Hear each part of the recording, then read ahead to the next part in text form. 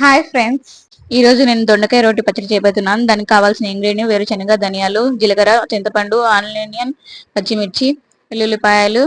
తర్వాత నేను దొండకాయల్ని ఇలా నీట్ గా సన్నగా రౌండ్ గా కట్ చేసుకొని పెట్టుకుంటున్నాను. తర్వాత టమాటాను కూడా నేను కట్ చేసుకొని పెట్టుకుంటున్నాను.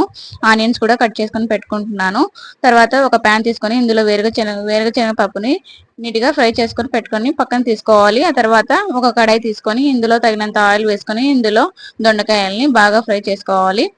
ఇలా బాగా ఫ్రై చేసుకున్న తర్వాత దీన్ని పక్కన తీసుకొని ఇందులో కొంచెం మరివడి ఆయిల్ వేసుకొని ఇందులో ధనియాలు, జీలకర్ర వేసి, పచ్చిమిర్చి వేసి, వెల్లుల్లి వేసి బాగా వేయించుకొని టమాటా ముక్కల్ని వేసుకొని బాగా వేయించుకోవాలి. బాగా టమాటా పళ్ళు మెత్తగా అయ్యేంత వరకు చూసుకొని ఇందులో కొంచెం చింతపండు అనేది యాడ్ చేసుకోవాలి.